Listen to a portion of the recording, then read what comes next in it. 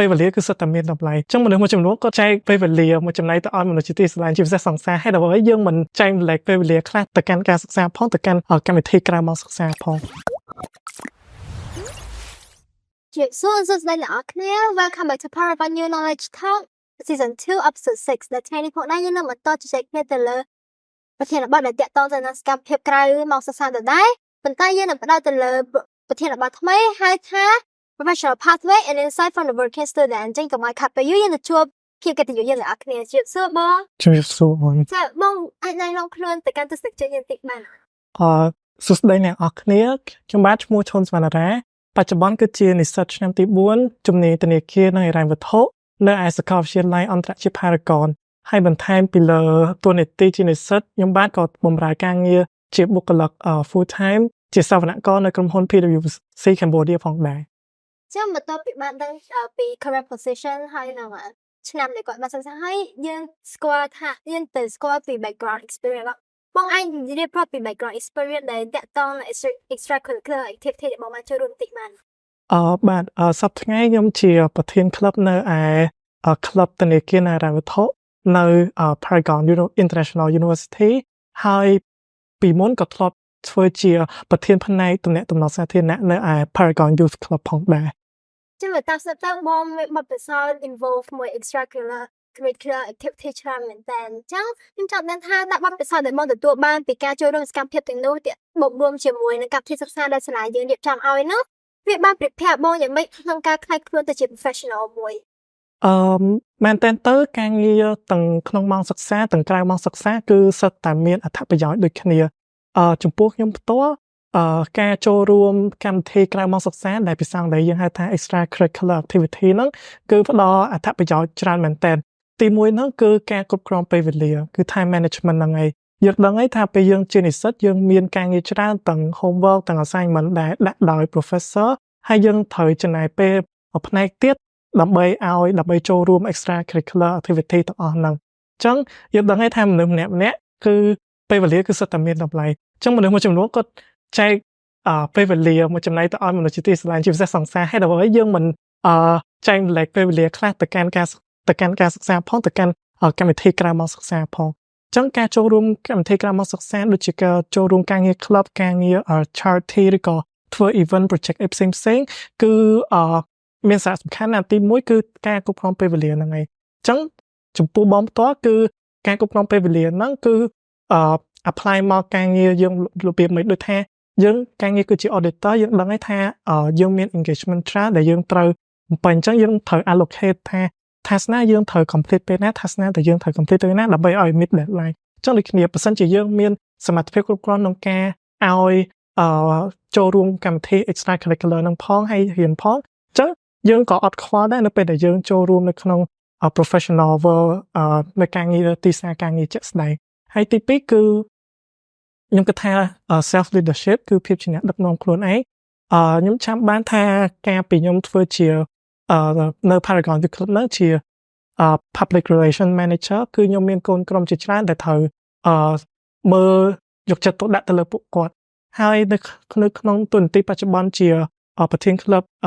banking and finance ហ្នឹងគឺទំនួលខុសត្រូវគឺកាន់តែរឹតតែធំទៀតគឺយើងត្រូវមើល core team ផង member ផងអញ្ចឹងយើងត្រូវដាក់គោលដៅមួយថាតើ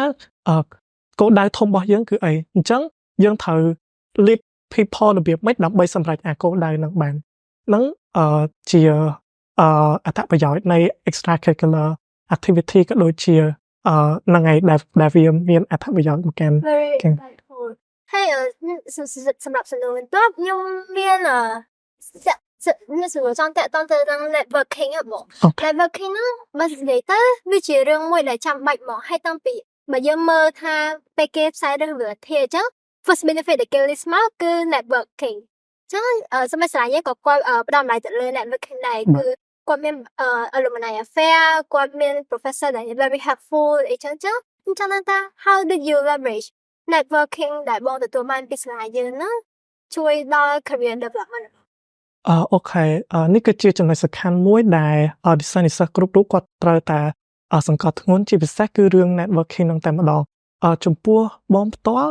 គឺការ networking ជាមួយនឹងមនុស្សជុំវិញខ្លួនមិនត្រឹមតែផ្ដល់អត្ថប្រយោជន៍យើងពេលបច្ចុប្បន្នទេប៉ុន្តែថ្ងៃអនាគតក៏យើងអាចមានពួកគាត់ដើម្បីជាខ្នងបង្អែកមួយសម្រាប់ពួកយើងដែរតែមិនមែនបានន័យថាស៊ីខ្សែឬក៏ពុកអលួយអីទេប៉ុន្តែវាជារឿងមួយដែលយើងអាចពឹងពាក់ពួកគាត់បានបងឧទាហរណ៍ផ្ទាល់តែម្ដងគឺការបង apply ឧទាហរណ៍ថា exchange program អីចឹងគឺគេត្រូវការ reference ពី professor របស់យើងអញ្ចឹងបើសិនជាយើងមានទំនាក់ទំនងល្អជាមួយ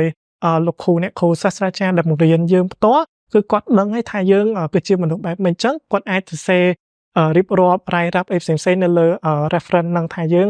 ពិតជា deserve ពិតជា candidate ម្នាក់ដែល deserve ដើម្បីចូលរួមកម្មវិធីអីហ្នឹងចឹងមែនអានោះជាមួយនឹងខាង professor សម្រាប់ជាមួយខាងalumni គឺបងដែលគាត់បានបញ្ចប់ការសិក្សាទៅក៏យើងគួរតែពង្រឹងទំនាក់ទំនងជាមួយនឹងពួកគាត់ដែរឧទាហរណ៍ថាយើងមាន alumni 3នាក់មួយធ្វើការនៅ bank មួយទៀតធ្វើការនៅស្ថាប័នរដ្ឋមួយទៀតធ្វើការនៅក្រុមហ៊ុនឯកជនចឹងទៅអញ្ចឹងយើងដឹងហើយថាបើសិនជាយើងមានcareer option ទាំង3ហ្នឹងយើងគួរ reach out ទៅពួកគាត់ទាំង3ហ្នឹងហើយយកពីគុណសម្បត្តិក៏ដូចជាគុណវិបត្តិនៃការងារមួយហ្នឹងមកថ្លឹងថ្លែងហើយវិភាគមើលថាតើមួយណាដែលវាត្រូវនឹងស្ថានភាពរបស់យើងមួយណាដែលត្រូវនឹងចំណងចំណូលចិត្តរបស់យើងនេះគឺជាអត្ថប្រយោជន៍ទី2ទី1មិញគឺ professor ទី2គឺ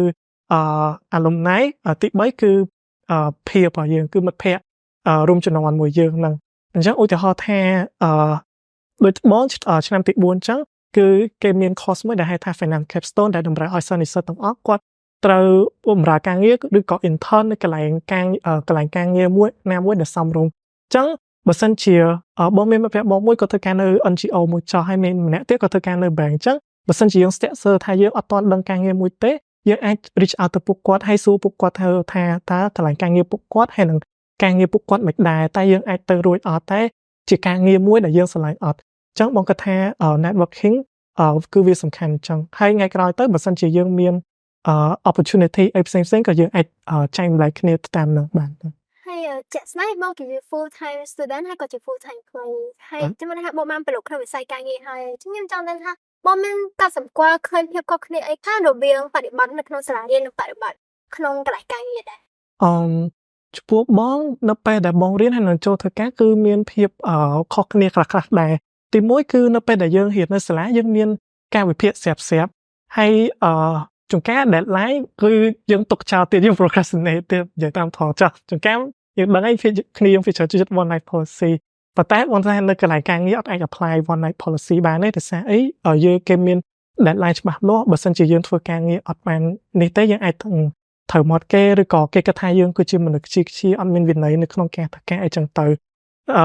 ទីមួយទៀតយើងដឹងហើយនៅរៀននៅសាលាគឺយើងទទួលបានតែ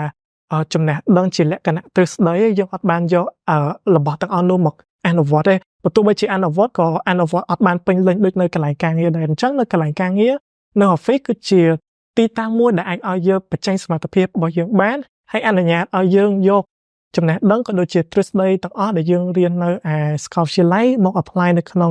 ជីវិតពិតនៅកន្លែងការងារផងដែរនេះគឺជាចំណុចខុសគ្នាដែលបងកត់សម្គាល់ឃើញសម្រាប់សំណួរតើខ្ញុំចង់ដឹងថាភាពខុសគ្នាដែលមក just list មកហ្នឹងវា post ជា challenge មួយដល់ការ transition ពីសិស្សធម្មតាទៅជាបុគ្គលិកក្រុមហ៊ុនណាបងសម្រាប់បងគឺការ transition ខ្លួនឯងពីជានិស្សិតមកកាន់អ្នកធ្វើការបុគ្គលិកវិញមកអញ្ចឹងគឺវា 50-50 វាមិនជាលក្ខណៈ too challenging ពេកហើយវាក៏មិនស្រួលពេកដែរទី1ហ្នឹងដែលបងចង់បង្ហាញគឺតកតទៅនឹងការស្លៀកពាក់សម្លៀកបំពាក់ផ្សេងៗដូចជានៅកន្លែងការងារយើងត្រូវស្លៀកពាក់បែប professional អញ្ចឹងទៅខុសពីនៅសាលាដែលយើងអាចស្លៀកពាក់បែបតាមចំណង់ចិត្តរបស់យើងទី2គឺនៅកន្លែងការងារគឺគេមាន system របស់គេដើម្បីឲ្យយើងបម្រើដើម្បីឲ្យយើងធ្វើការនៅក្នុងហ្នឹងអញ្ចឹងវារៀង big surprise សម្រាប់បងផងដែរពីថាយើងត្រូវពង្រឹងចំណេះដឹងបន្ថែមទៀតដើម្បីសម្របខ្លួនជាមួយនឹងបច្ចេកវិទ្យាទាំងអស់ហ្នឹងហើយទី3គឺពេលយើងនៅរៀនគឺយើងត្រូវមាន study ហើយនិង life balance ហើយនៅពេលដែលយើងtransit ខ្លួនឯងពីសិស្សទៅអ្នកធ្វើការងារគឺយើងបដូរពី study life balance ទៅជា work life balance នឹងបានន័យថាយើងក៏មិនអាចវក់ឬក៏រវល់ធ្វើការពេករហូតដល់អត់មានពេលវេលាឲ្យខ្លួនឯងហើយក៏យើងអត់អាចផ្ដល់ពេលវេលាឲ្យខ្លួនឯងសាក់ថ្មជីវិតច្រើនពេករហូតដល់យើងភ្លេចការងារដែរហ្នឹងគឺជាចំណុចសំខាន់មួយ ចឹង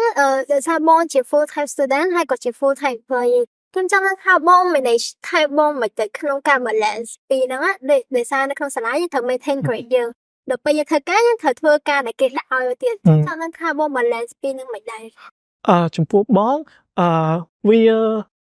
សំណាងដែរនៅសម្រាប់និស្សិតឆ្នាំទី4ដែលរៀនមុខវិជ្ជាធនាគារនិងហិរញ្ញវត្ថុនៅសាកលវិទ្យាល័យអន្តរជាតិ Paragon ហ្នឹងគឺ schedule ពួកគាត់វាច្រើនរៀនថ្ងៃសុក្រឬក៏ថ្ងៃសៅរ៍អីទេអញ្ចឹងវាគឺជា good opportunity មួយសម្រាប់ឲ្យសិស្សគាត់បានធ្វើការដោយ peaceful ចាប់ពីថ្ងៃច័ន្ទដល់ថ្ងៃសុក្រអីចឹងទៅអញ្ចឹងវាបងគាត់ថាវាជាភាពងាយស្រួលមួយដែរសម្រាប់ពួកបងហើយការបែងចែកពេលវេលានៅទៀតសោតគឺនៅពេលដែលបងមកពីធ្វើការវិញឯល្ងាចឡើងឯឆ្លៀតពេល1ម៉ោងទៅ2ម៉ោងដើម្បីរំលឹកមេរៀនឬក៏ធ្វើកិច្ចការងារជាពិសេស assignment ដែលដាក់ឲ្យលោកគ្រូនៅសាកលវិទ្យាល័យរបស់យើងហើយនៅចុងសប្តាហ៍បើសិនជាបងមានពេលតនេឬក៏បងអត់ត្រូវចេញទៅដើរលេងជាមួយនឹង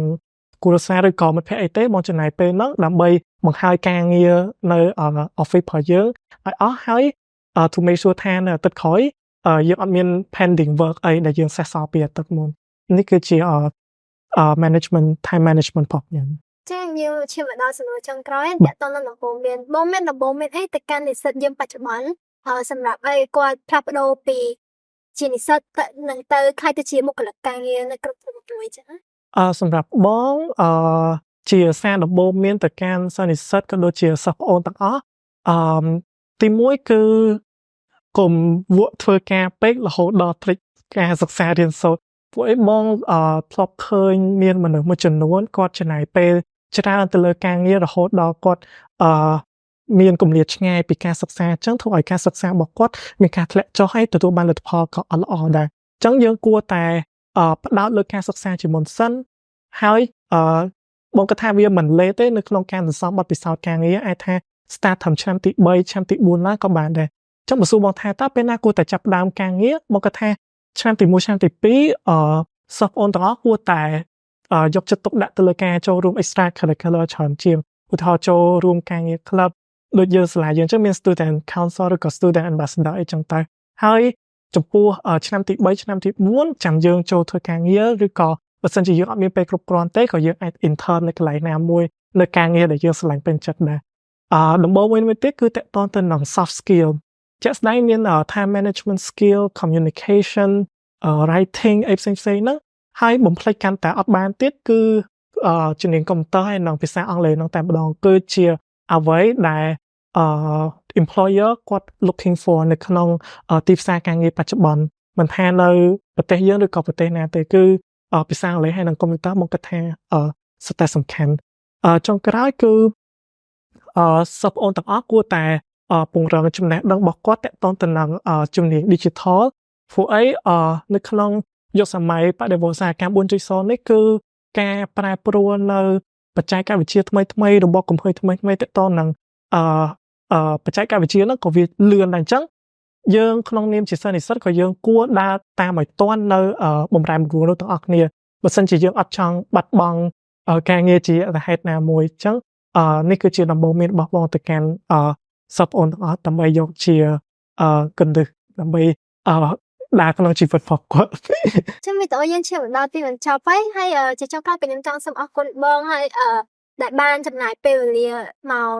ទីនេះដើម្បីបកស្រាយនិងឆ្លើយសំណួរជូនដល់បងប្អូនឬក៏បងដែលមានចម្ងល់ទាក់ទងទៅនឹង internship អីចឹងសូមជម្រាបលាដល់អ្នកគ្នាជួបគ្នានៅវីដេអូក្រោយជាចុងក្រោយខ្ញុំសូមអរគុណដល់ Chashai ដែលបាន sponsor វីដេអូមួយនេះអរគុណនិងជួបគ្នានៅវីដេអូក្រោយបាយបាយ